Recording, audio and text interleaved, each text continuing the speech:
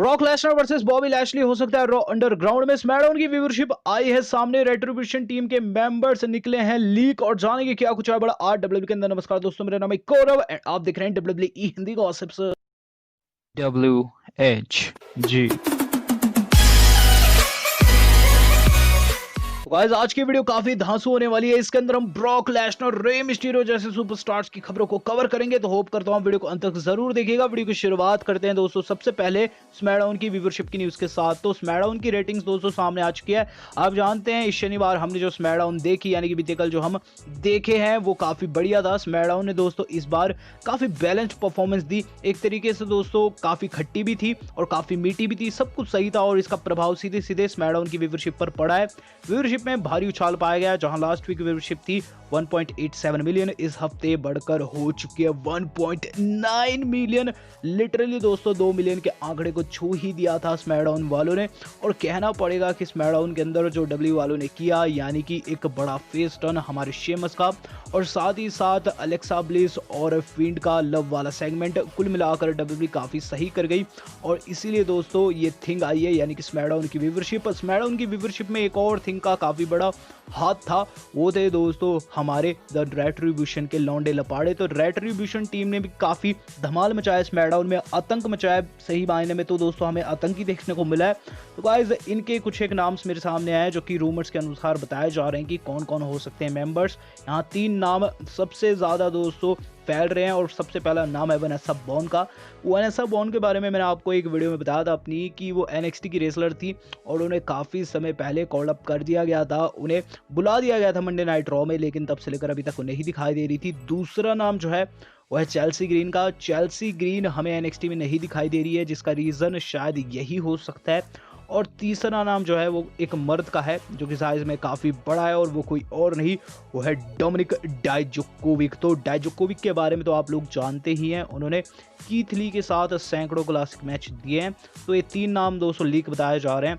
रेट्रिब्यूशन team के बारे में बताऊँ तो गाइस रेट्रिब्यूशन के जो ज़्यादातर रेसलर्स है वो बताए जा रहे हैं कि NXT से ही हो सकते हैं, क्योंकि NXT के बहुत सारे कॉलअप्स ऐसे हैं जिन्हें होल्ड पर रखा गया था, तो उन्हें एक साथ जोड़कर ऐसे ग्रुप कराया गया है डेब्यू। मेरे हिसाब से इसे आप नेक्सस 2.0 भी कह सकते हैं। लेकिन गाइस अब हम चलते हैं इससे अगली खबर के ऊपर। तो इससे अगली खबर जो आज की हमारी जुड़ी हुई है वो जुड़े दोस्तों जेलिना वेगा से, जिन पर हो चुका है घर पर ही अटैक। तो आप जानते हैं कि आप और हम सभी घर पर बैठे हुए हैं, काफ़ी ज़्यादा सेफ है, लेकिन क्या मैं बोलूँ कि हम घर पर भी सेफ ना हो तो क्या हो। तो डब्ल्यूडब्ल्यूई के अंदर कुछ ऐसा ही हुआ है, जेलिना वेगा घर पर भी सेफ नहीं है।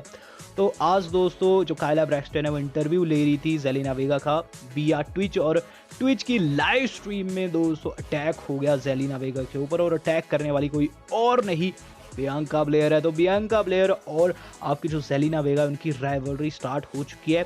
इस बीती मंडे नाइट रॉ में हमने देखा था कि कैसे मॉन्टेज फोर्ड को जहर दिया जाता है और उस जहर के चलते वो बीच मैच में मूर्छित हो जाते हैं। मैच के बाद दोस्तों जेलिना वेगा और बियांका ब्लेयर की बैक से लड़ाई हो जाती है, जहां बियांका ये चीज़ कहती है कि वेगा तूने ही मेरे पति को दिया है जहर। अब गाइस बात की जाए इस पूरी की पूरी कंट्रोवर्सी की, तो आज दोस्तों एक वीडियो पोस्ट की गई है जो कि दोस्तों आप ट्विटर पर जाकर देख सकते हैं। बेसिकली दोस्तों काइला ब्रैक्सटन के अकाउंट से ये शेयर की गई वीडियो साफ दर्शाती है कि कैसे अटैक होता है जेलिना वेगा के ऊपर। वेगा दोस्तों इंटरव्यू दे रही थी कि आउट ऑफ नोवेयर एक महिला उनके ऊपर धावा बोल देती है, जो कि कोई और नहीं निकलती है बियांका ब्लेयर। तो अटैक का सिलसिला दोस्तों डब्ल्यूडब्ल्यूई के बाहर भी चालू है।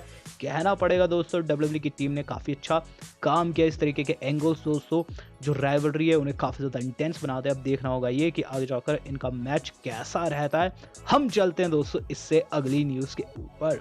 तो इससे अगली खबर जो आज की हमारी जुड़ी हुई है वो जुड़ी है मास्टर ऑफ 619 रे मिस्टीरियो से। तो गाइस रे मिस्टीरियो जिन पर ऐसे रूमर्स चालू हो गए थे कि वो AEW में जाने वाले हैं, डब्ल्यूडब्ल्यूई को टाटा बाय बाय कहने वाले हैं, वो डब्ल्यूडब्ल्यूई छोड़कर नहीं जाने वाले हैं।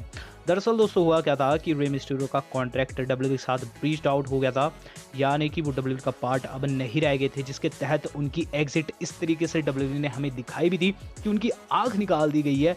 लेकिन गाइस बताया जा रहा है कि अब वो AEW में नहीं जाने वाले। तो हुआ क्या कि AEW वालों ने और डब्ल्यू वालों ने सेम तरीके का कॉन्ट्रैक्ट रे मिस्टीरियो के सामने फेंका, और इस कॉन्ट्रैक्ट में दोस्तों पैसा भी लगभग सेम ही था। बस एक चीज़ डब्ल्यूडब्ल्यूई एक्स्ट्रा कर गई और वो ये थी कि उन्होंने रे मिस्टीरियो को एक्स्ट्रा डेट्स प्रोवाइड की, एक्स्ट्रा डेट्स पर एक्स्ट्रा पैसा पर मैच डील दी दोस्तों डब्ल्यू वालों ने, और रे मिस्टीरियो ने इसे ही चुना है और आगे जाकर वो डब्ल्यू का पार्ट बने रहेंगे। तो काफ़ी ह्यूज अपडेट निकल कर सामने आ रही है।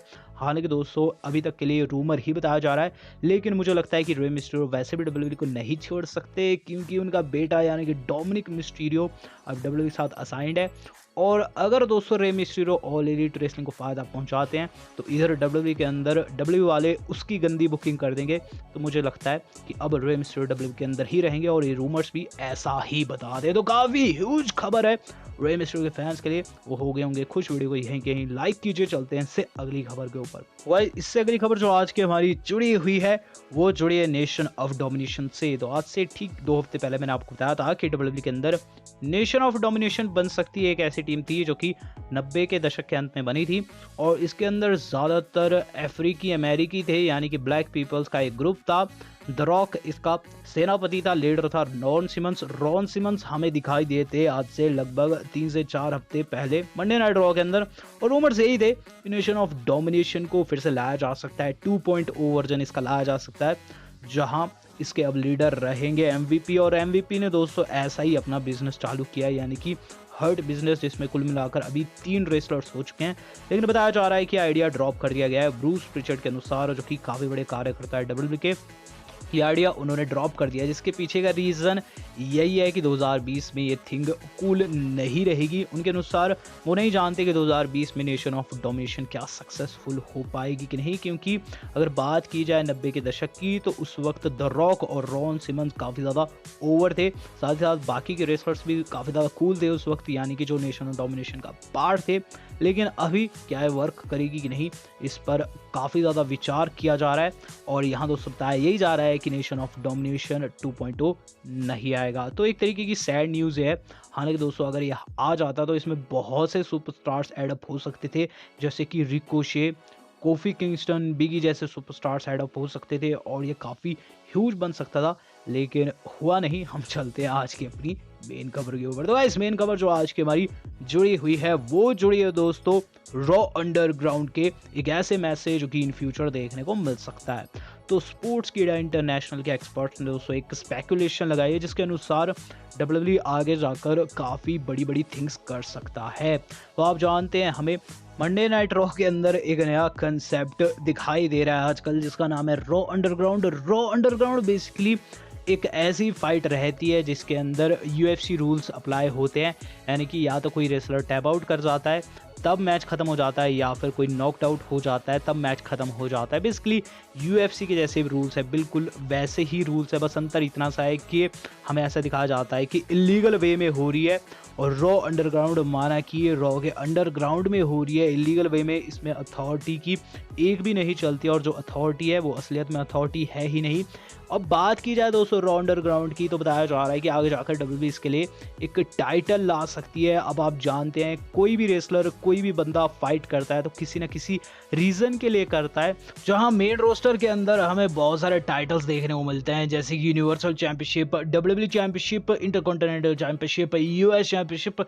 लेकिन रॉ अंडरग्राउंड में ना जाने क्यों फाइटर्स आपस में भिड़ रहे हैं। तो यहाँ दोस्तों स्पोर्ट्स कीड़ा वालों की माने तो जल्द एक टाइटल लॉन्च किया जा सकता है, जिसका नाम हो सकता है रॉ अंडरग्राउंड वर्ल्ड टाइटल। अब गाइस बात की जाए अगर ये टाइटल आता है तो कैसी कैसी पॉसिबिलिटीज बढ़ती है, तो गाइस एक्सपर्ट्स की माने तो पॉसिबिलिटी सबसे ज़्यादा इसी चीज़ की बढ़ती है कि Brock Lesnar versus Bobby Lashley, जो कि काफ़ी बड़ा ड्रीम मैच है, वो आगे जाकर हमें बनता हुआ नजर आए।